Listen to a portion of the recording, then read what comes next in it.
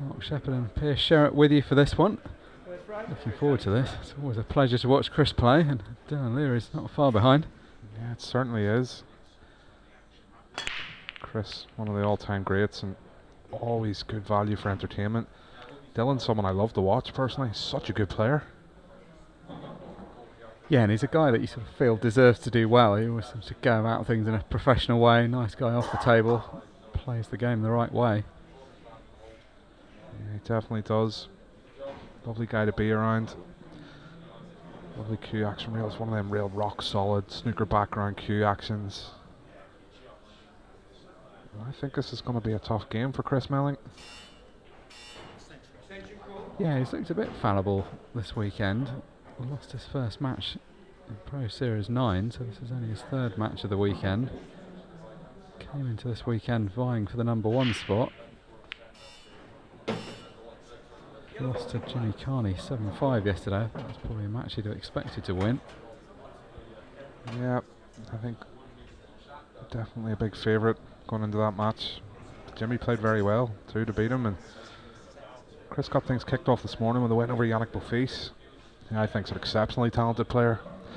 Probably the one thing with Yannick coming into Ultimate Pool is just shot clock. He's slow and methodical, and when he gets the opportunity to do that, he's so good. And I think that's probably why we haven't yet seen the best of Yannick Beaufils, but Chris will have taken the win. It almost looked a bit casual at the end. It wasn't like he wasn't taking Yannick seriously, but the last frame he cleared up, didn't even get, it was such an easy clearance, didn't even probably get down for some of the shots. He was just kind of rolling them in, and then as he came off, he just said to a couple of people, "Oh, that table's so easy to play on, isn't it?" And then poor Yannick came off, and I think his assessment of the table was it wasn't finding it quite so easy. Yeah, it's all subjective, isn't it? Depends how you're feeling, depends how you're cueing. Sometimes the pockets seem like they're twice the size, and other times they seem like, you can't find them. Melling says that quite a lot. I mean, I guess a lot of the top pros would rather play with very tight pockets because it would give them an edge, but in reality we all know that it's not actually that easy. You go out in this main arena under the pressure of everyone watching you. The reason there's so many clearances in this event is the quality of the players, not that the table's easy to play on.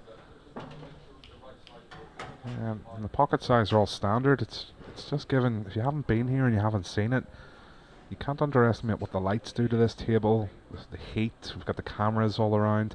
We also get the balls polished in between every match. The cushions are new, they're slidey.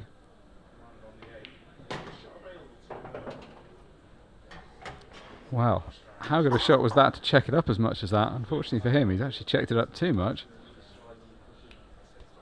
Yeah, he's been trying to get on this ball for the last couple of shots, and a little bit less pace, that would have been absolutely perfect.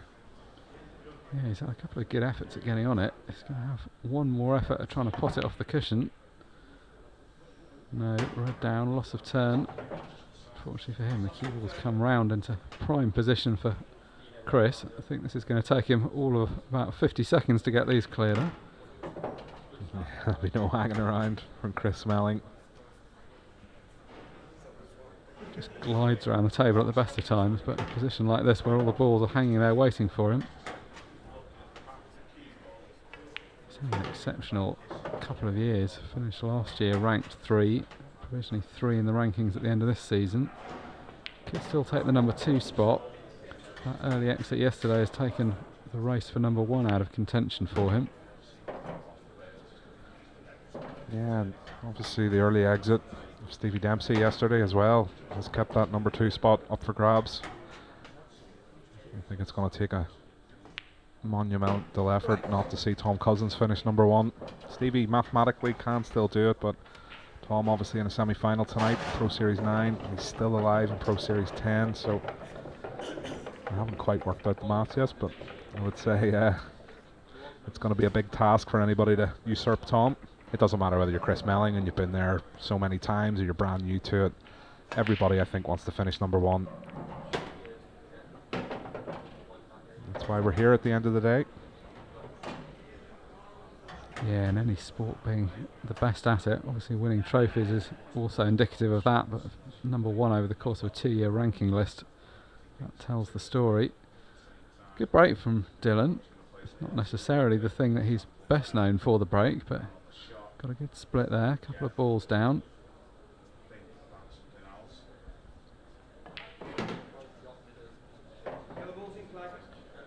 Not a bad opportunity.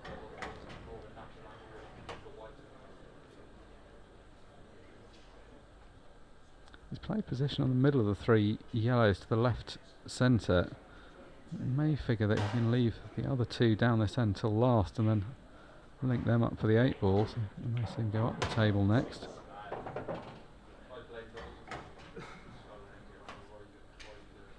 It's going to be a case of landing fairly straight on the ball he's coming around to look at now, to the left of the 8 ball. That will pot obviously to the bottom left hand corner, but just needs to be able to play it in such a way that he can hold position for the yellow that's just under his arm now.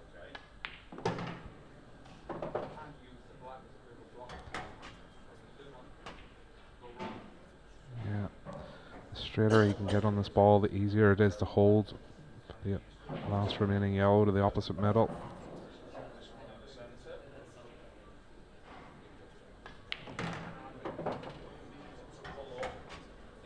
And that's pretty good. If he was going to have any angle, it was safer to have it such that the cue ball was going left after contact, so he keeps away from the yellow ball.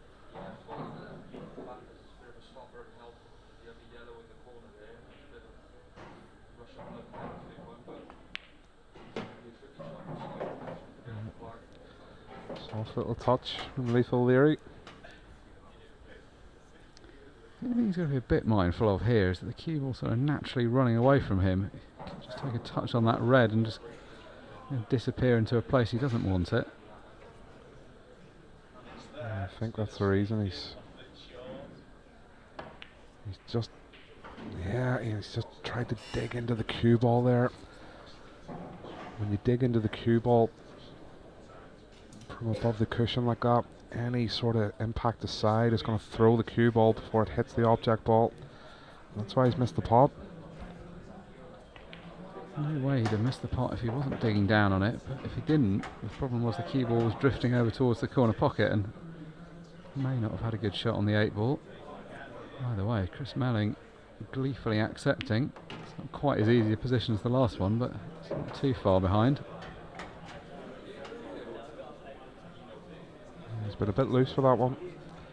Definitely played on the red, 2 below the 8 ball. He's going to have a slight reroute.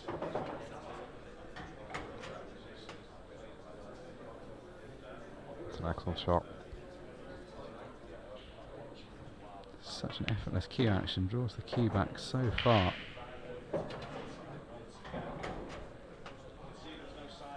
Coming for the white to be cleaned. The clock isn't stopped when this happens, so you can make sure you've got enough time on the shot clock to allow the referee time. That suggests that he's going to try and play the very thin cut on this and is just concerned about not getting a bad contact. Just coming around to look at where he wants the white to end up. It's going to do a bit of travelling here.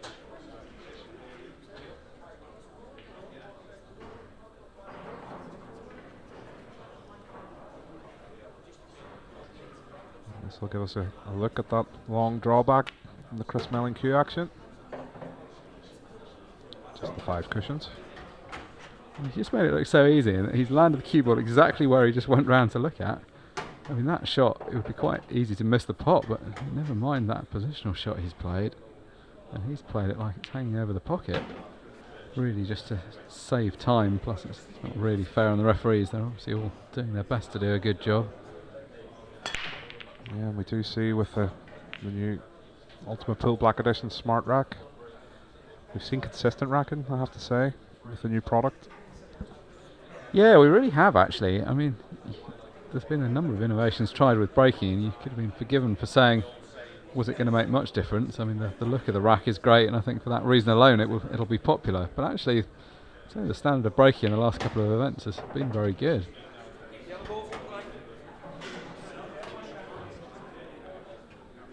A dry break from Chris Melling gives Dylan Leary another opportunity.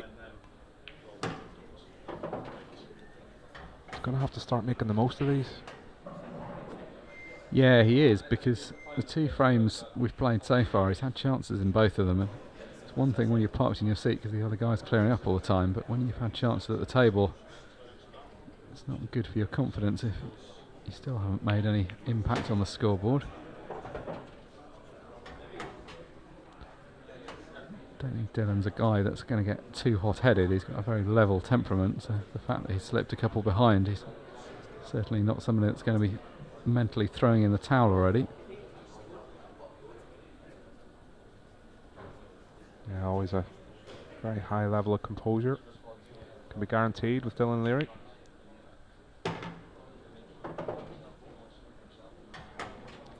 The other thing he doesn't want to do is play Chris Melling into form. Like, Chris is clearly quite a streaky player. Once he gets going, it's extremely hard to stop. Dylan did have a good chance to get the first couple of frames without Chris having a go. Unfortunately, it's kind of warmed him up by inviting him to the table. I think from the way he's played this that the he must go to the bottom left. We'll find out from how he plays this next shot. Yeah, so just making sure they finished high on it so that the cue ball naturally drifting down. Don't think you can avoid the cannon on the red, but just a gentle tap off the side of the red's fine. Yeah, just like that. Dylan Leary punishes the dry break from Chris Melling. Good stuff from Dylan Leary, good stuff from both players really. But lower down, nearer the 16, the points are so close that anybody with a good run in either of the two events could catapult themselves from quite a long way down the rankings. Yeah, it's so tough to win those challenger titles. 288 players. What Connor Tracy did back in March in Challenger 3 and 4. Unprecedented, winning both. Yeah, I mean, if somebody asked you to nominate your achievements of the season, obviously you'd be talking about some of the things that Tom Cousins and Stevie Dempsey have done, but that Connor Tracy achievement, I mean, that's right up there. Absolutely. I have to give a mention also to David Hogan, who's also won 2 events, albeit not in the same weekend, but it's a funny one because David Hogan's kind of staring finishing number 2 in the challenger rankings in the face, and he's taken down 2 titles. Yeah, it's crazy, isn't it? I mean, it's the same with Stevie, that played so well. It's just another guy that's done even better. For Connor, it's just been an amazing springboard because once he'd secured pro status with the run to the final in the first one, it took all the pressure off and he won the second one. Then he's added the pairs title with John McAllister earlier in this week. Yeah, he's also qualified for finals weekend in the amateur championships too. Yeah, it almost feels unfair that he's still allowed in the amateur championships. He sort of proved that he's a pro standard player already. Yeah, I'd certainly agree with that. As we see a first mistake, really, from Chris Melling. If Dylan can get through to this red, which he can. It's not perfect.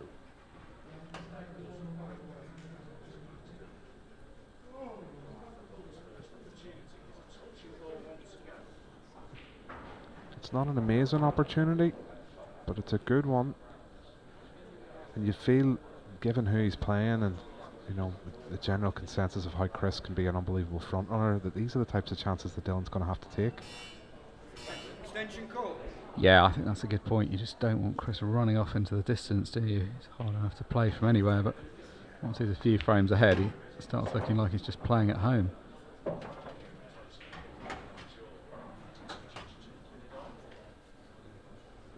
He's been a bit unlucky there. Yeah, he's done well to find that spot from where he was. That's a very disappointing outcome. Is he looking at this gap for the one that... Is he on it? The ball in the middle of the table, I think he's on. Surely I he think can't he's get taking the past one at the bottom. well, he's had a result. If he can get through to that, he can get through to that. Wow. Well, it looked like he'd been very unlucky for a moment, but he's found quite an unlikely gap there. I think there was just enough room for the cue ball to come through. Yeah, when that ball came to rest, I thought he was going to have to try a more difficult cutback on the one in the middle of the table. But that's an ideal gap to have appeared.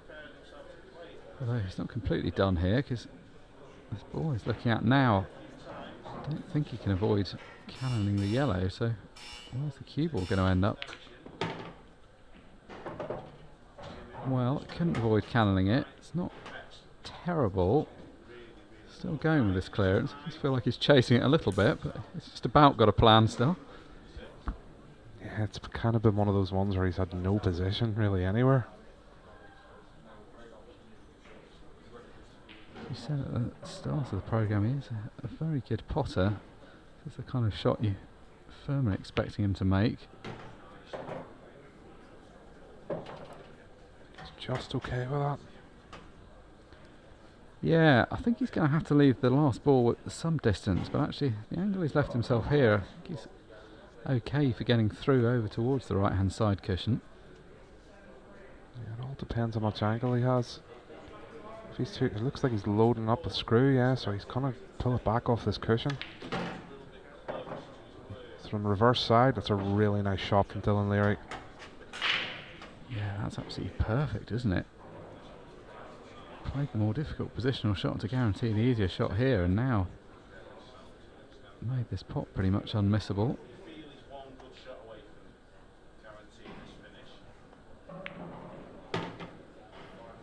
Yeah, well, obviously goes to the middle, so able to just roll forward for it. This has been a good finish. Never really looked like he was in prime position, but just kept potting the balls. I feel like this is a position we can all relate to. The players and the referee can't work out whose break it is. Dylan thought it was his, but the referee said he thought it was Chris's, and they've agreed on that now.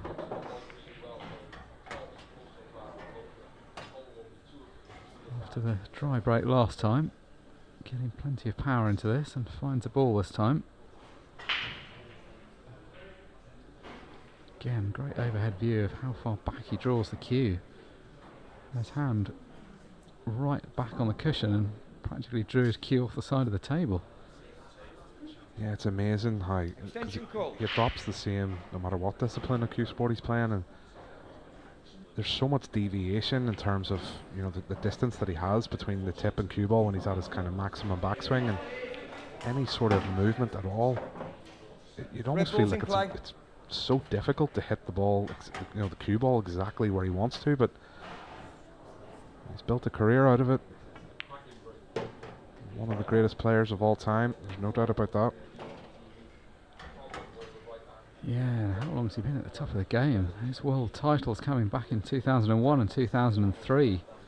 By the late 90s he was already one of the best players in the world. 25 years on, he's still doing it at the top level. It's just an incredible start, isn't it? Am I right in saying the only player ever to be a snooker professional and a 9-ball professional and a English 8-ball professional all at the same time? Yeah, that sounds right. I'm racking my brains as to who else could be in that category. There aren't many. We've had people overlap between two of the three of those. I mean, Tony Drago played 9-ball pretty seriously while still a good snooker player. But yeah, I think to do all three is very unusual. I mean, everyone's debated over the years whether it's a good thing or whether he was distracting himself. But I have a lot of sympathy with the position, because when you're that good at all of them, you've got the chance to play them all professionally. You're not really going to say no, are you? It's a hard choice to make. Yeah, absolutely. Yeah, enjoy watching Chris's progression on social media. I think 40 flights or something he says he's had this year so far. He's been good value for this finish. Yeah, that's a lot of travelling, isn't it? It's one of those things you sort of take for granted, but professional sports people, you've got to go where the events are. So Women's Series 1 this year. Yeah, Harriet is just ahead, but there's not much in it between her and Amy, so likely to come down to whoever does best. As you say, Danielle Randall's put on a good run as well. I mean, there's been a lot of good players in that series.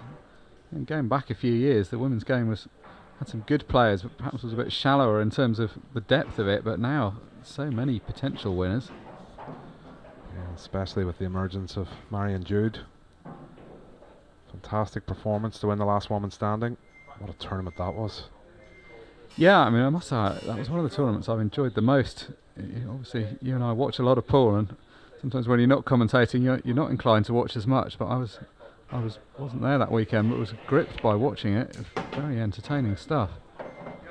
Yeah, I did an interview with Simon Webb on Ultimate Pool Extra, because we obviously had the launch of, we had Last Man Standing the following weekend after Last Woman Standing in Ireland, so our inaugural Ultimate Pool Ireland event. But I went into Last Woman Standing thinking, I'll watch for tips and see what I can pull. I ended up just being a pure spectator and a fan. It was that good.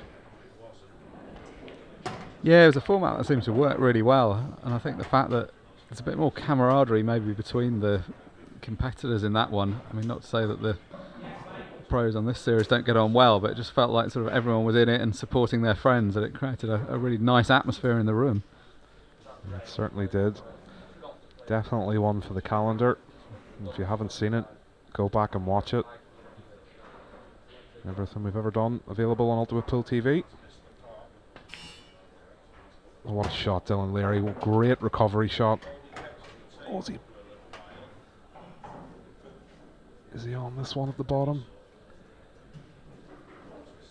I think he's on the one to the top corner. If he's not, if he could get through to the one to the bottom right, that would be ideal. Well, from that overhead, you'd never think that went, but it does look like he can get through. Yeah, I think he had to spin that in a little bit, and he's played it really well.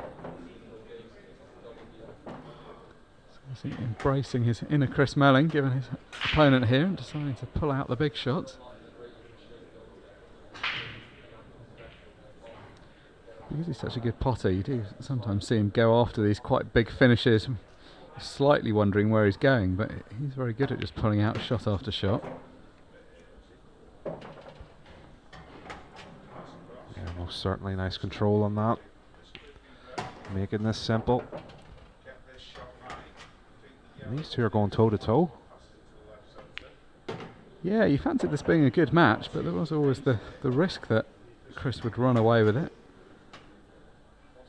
Dylan's turned up wanting to play though. 6 frames played, 3 apiece. That's why we're seeing Chris go for the cup break here. Not something we often see with Chris Melling. Yeah, for anybody getting very excited, there are no golden breaks nor golden ducks in play this weekend, so the 8-ball Chris Melling pots off the break will be respotted. But the table will turn over to Dylan Leary because he hasn't made another ball. And a very congested table, which is something we can see from the cup break. Yeah, that historically has always been the problem with the cut break. A few of the players seem to have developed a slight variation which hasn't had that flaw, but that is something that can happen, and it's to no avail if you're potting a ball but leaving a messy layout. I'm a big advocate of a tournament with a break box. I'd love to see it. Slightly different dynamic. I don't think it should be the sort of common rule for everything, but I'd like to see it just for one tournament. Yeah, it's become very popular in 9-ball pool to have that. Make sure the players break from the middle, because the way the balls are racked in 9-ball, it got to the stage when the top pros were just able to almost decide which ball was going in and just replicating the exact break each time. Yeah, and we saw actually Stevie Dempsey kind of got it's more difficult in this version of the game, but we saw a couple of tournaments where Stevie was able to almost religiously make that ball into the middle pocket every single time with his break.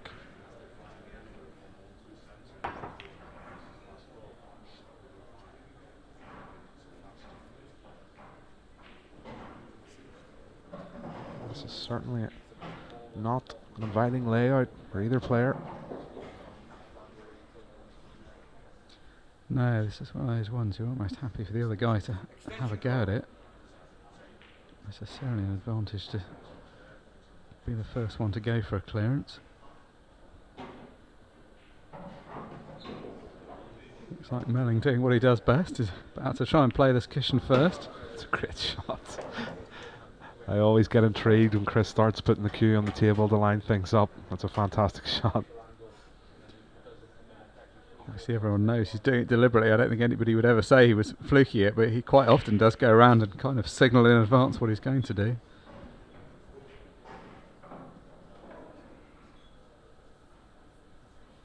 Everyone has things they're good at, but one of the things Chris Melling is way amongst the best in the world is angles off cushions. He just seems to instinctively know where the balls are going. It's almost like a sixth sense. It's a very hard thing to learn as well. Once you get to the point you have to think where a ball's going, you sort of almost lost the battle. It kind of has to be instinctive. That's not come out well though. That's going to be the end, you would assume, of this clearance attempt, although famous last words to say that with Melling at the table. Yeah, it most certainly is. And I think no choice but to pull back. It's a good effort, it's a good shot.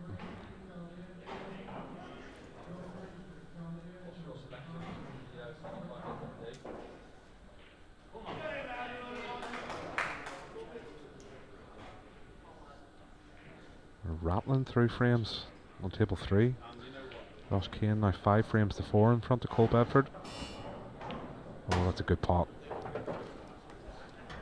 Yeah, as soon as Chris left the ball there, Dylan immediately came around to look at that. Fancied it off one cushion. It's at least fairly predictable when you're playing that kind of one cushion escape and a straightish shot into the pocket, but still, you've got to execute it. This is an interesting one here. Dylan going to have to play the thin cutback. Cue ball. Well, maybe he's seen something else. Maybe he can cut back in the middle pocket. Yeah. Oh, there's a plan.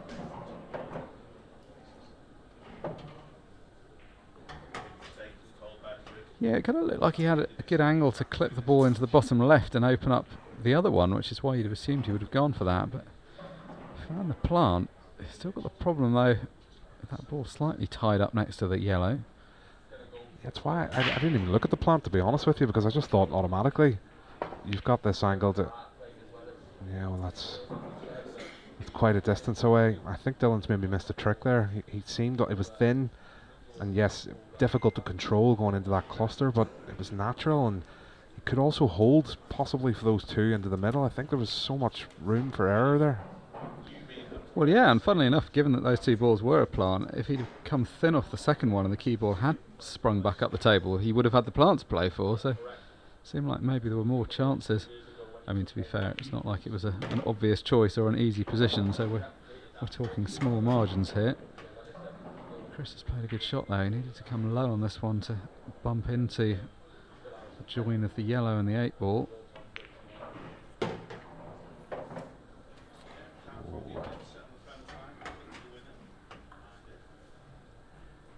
He's almost set a plant up, but I don't think it quite is. Can he manufacture it? I think it's maybe gone half a roll too far. He's got that cue on the table again, Mark. What's he pointing over there for? Where's he going with this?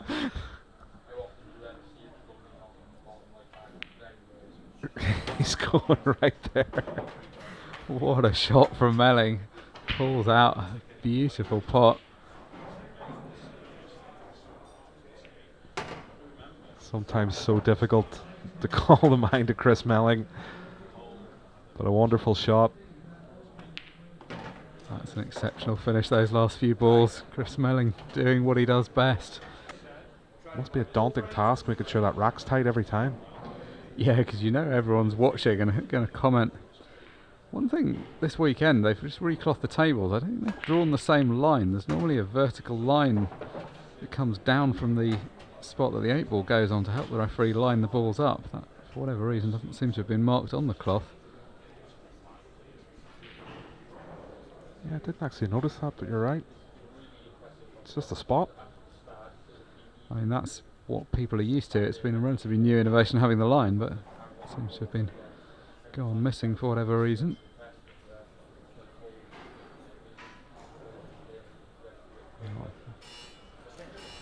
I know the line is 280 millimeters long. I have a funny story. We had a similar issue at Last Man Standing in Ireland when Scott Price and Mark Goff were over officiating. We didn't have the line on the table, so we had to find ways to make it happen. And the very knowledgeable Mark Goff was able to tell me that it's 280 millimeters long. Good knowledge. You come prepared for this.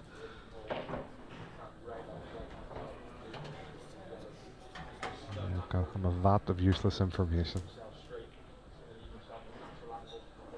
Meanwhile, on the table, Dylan's got a good chance here to get things back level again.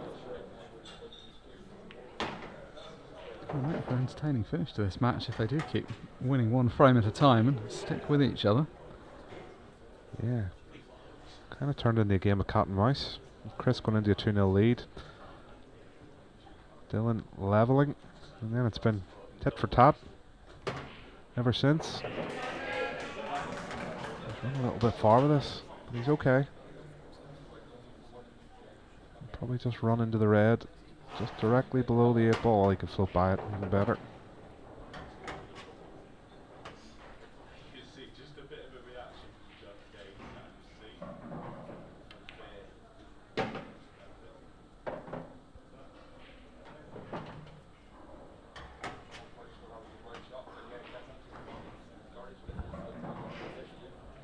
This is impressive stuff. Not so much just the clearance, but maintaining the composure when you're slipping behind in a match. Another cut break for Chris Melling. And another dry break for Chris Melling. But not quite as congested this time. No, they've split out quite well, but nothing down. It was a slightly surprise choice for Chris. I think for players that struggle a bit for power, the cut break makes absolute sense, but when you've got a bigger break as Chris, I think you might just want to give it the treatment from the front, but obviously feeling that that wasn't yielding good enough results. Yellow balls in play. A pretty good layout on the yellows for Dylan. Well, pretty good layout on either colour, but yellow's his choice.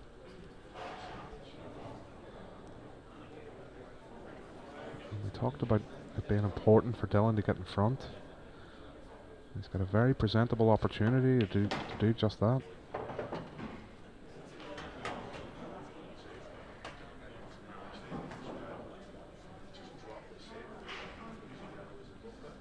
The pattern's going to be important here. You would imagine the yellow at the top of the table will likely be his last ball for the 8 ball. But it depends how he sees it, depends how he picks it out.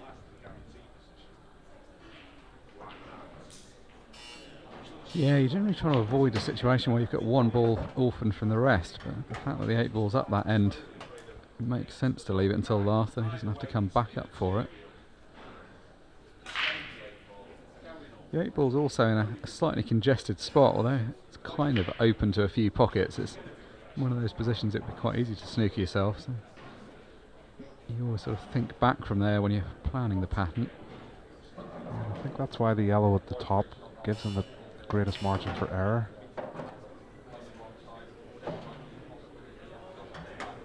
A lot more accessible to the 8 ball to take it into the left middle when you go from there, but again, sometimes these players see it differently. And they're certainly very good at making me look silly whenever you call a shot. But I think Dylan's heard me. Yeah, he's got the memo on this one. He's got a sensible route in mind. Showing you with his cue where he wants to leave the cue ball. Yeah, there's actually a really good video on Ultimate Pool TV getting into the mind of Chris Melling when he's mapping out finishes, and just as you rightly said, he works backwards from the 8 ball. Sometimes as a player you try to maybe, some people pick them out in packs, they pick them out in orders, they group them together. Chris tends to work his finishes from back to front. He's a fascinating person to learn from. He's probably not the easiest to replicate because his way of thinking is just so, well, if you say more advanced, or it's just different from everybody else's. So it's not necessarily something you can copy everything, but certainly pick up some valuable tips along the way. Yeah, different pocket for the 8 ball from Dylan Leary, just given he landed a little bit thin, but it's absolutely perfect. Oh, as I say that, Dylan Leary What have we seen there? What an extraordinary miss. He'd done all the hard work. Normally such a reliable potter, and that was a shot of no real difficulty. That could be very costly in the context of the match. That was the chance to go 5-4 ahead. It's not left an absolute sitter, but if Chris does get this opening pot, he's going to be in prime position now. Yeah, that good pot to the middle. Into Chris Melling. Not a great deal of work to do. It's probably gone a little bit loose there if we're being hypercritical, but oh.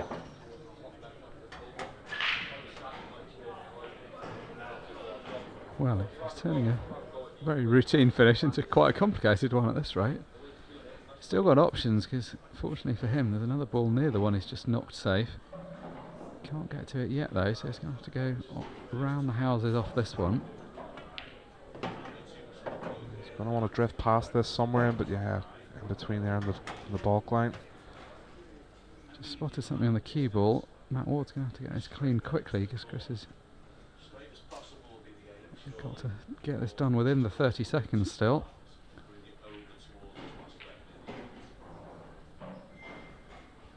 Guaranteed to turn out perfect this. He could ideally miss the black, but I don't think he can.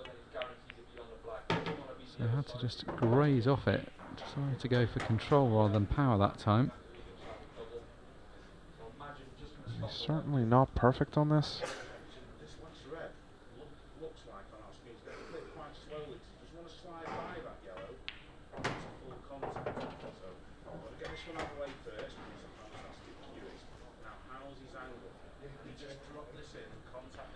Well, it's left a thin shot. It's going to graze the black again, but it should knock it towards the pocket.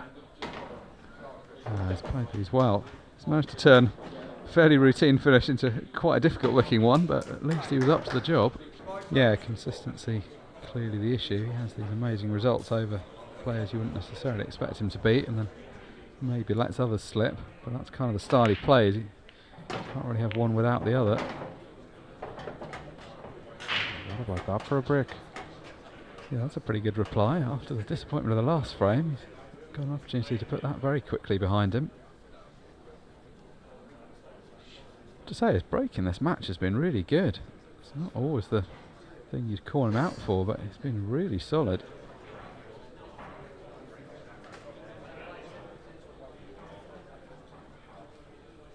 Yellow's the colour of choice for Dylan Leary.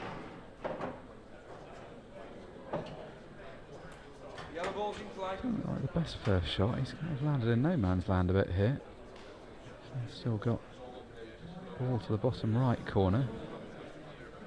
Maybe that was the one he was playing for.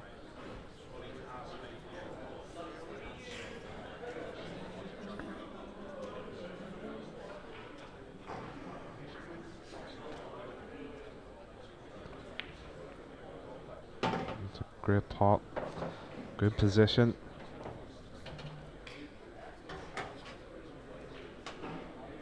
News from the other tables that Cole Bedford has completed the 7-6 win over Josh Kane. Books his place in the next round. It's to continue his giant killing. I think a little bit of drama towards the end of that match. Cole Bedford getting a very unlikely chance given how the balls went in the decider.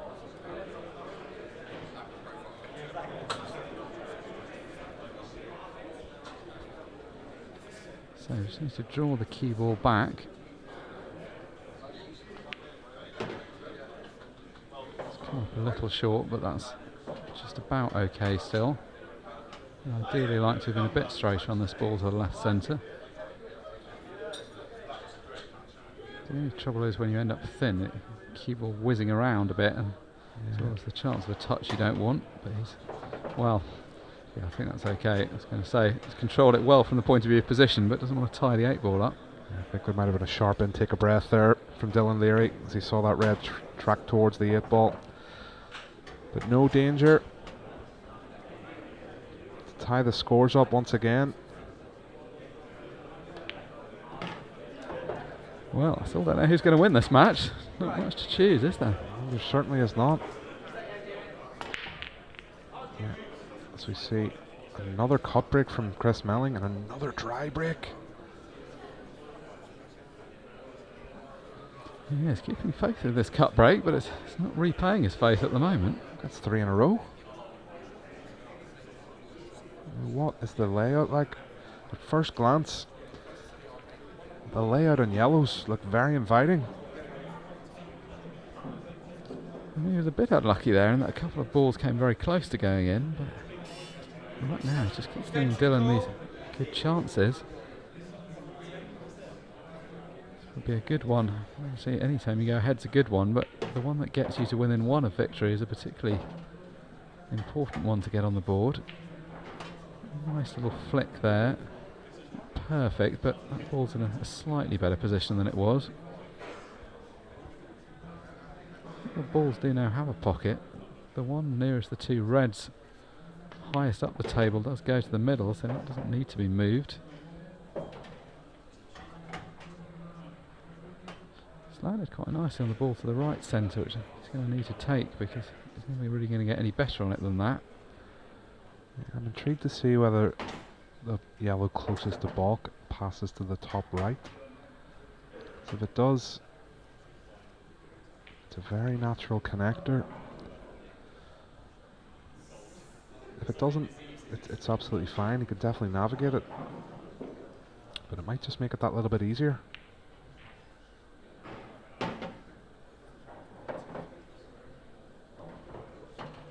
Very important the angle he leaves on the next ball after potting this one. If you end up slightly off angle, you can make this very hard for yourself, which is why he's coming around to study exactly where he needs to be.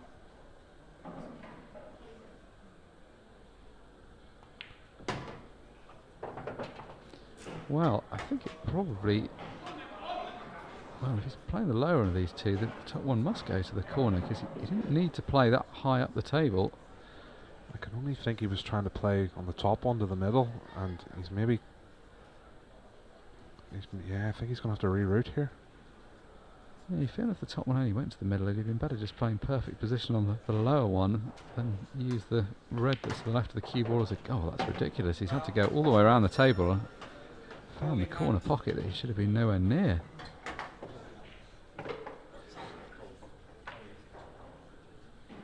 Chris Melling asking for a different cue ball. I think he was asking for the cue ball to be cleaned, but the referee's passed him a different one instead. That was a bit poor from Dylan. He's played very well in the match, and you don't want to criticise him for anything, but he's taken those last two balls in a slightly unusual order, which has led to that in off. Well, you would have to say, also given what happened in frame 9 with the miss on the 8 ball, Dylan's had the chances to win this match, and good chances at that.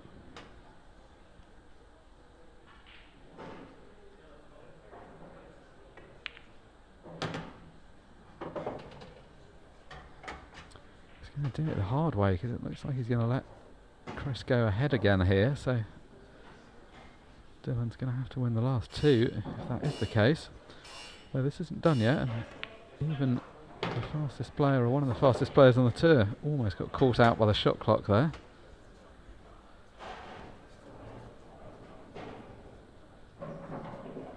Is he going to cannon the ball on the side cushion? Yeah, just a little nudge. When it comes off, that kind of shot looks great. I mean, if he'd have tied it up next to the other red, you maybe would have queried whether it was necessary to play that. The magician does what he wants, Mark, I think is the... Oh, is he? Yeah, don't worry, he's playing for it bottom right. Nothing to see here. Cue up in the air. He's going to have to dig down on this. Yeah, of course he does. Round the back of the 8 ball, not a problem. Oh, Chris Melling. That's just naughty. Not everyone's choice, that one, but looks good. Plays to the crowd. He's going to have to step up to the table to break and try and claw this one back.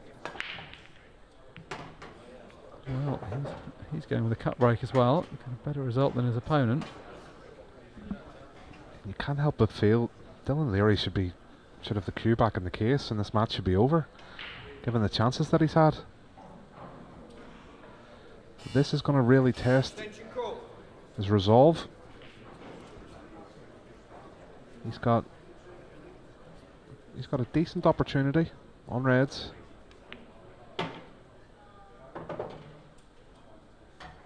Red ball's in play.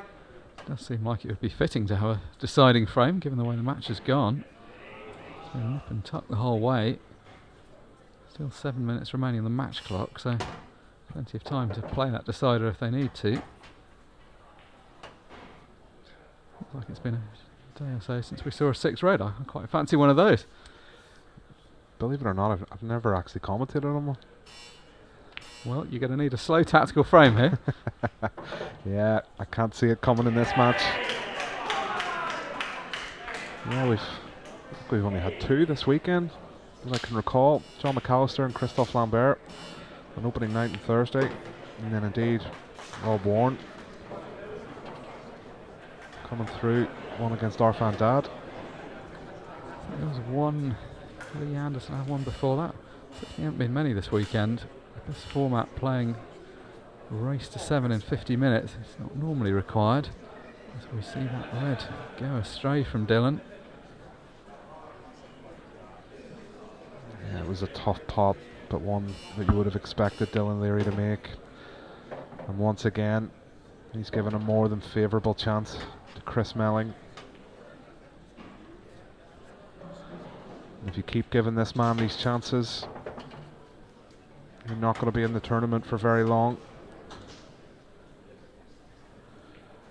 You have to say you fear the worst here.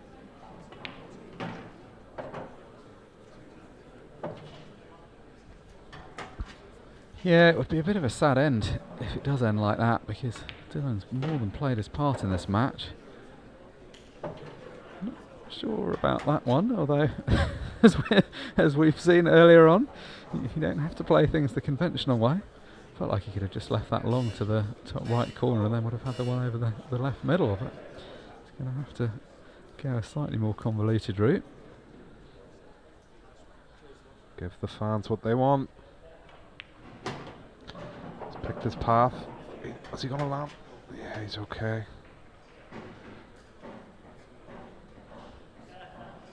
Well, a few positional shots to end this last couple of frames that you wouldn't necessarily have predicted, but Chris Melling, what a performance. Yeah, like I say, I can't help but feel for Dylan there. He's going to feel like he had the lion's share of the better opportunities to win this match. But it is Chris Melling that progresses through.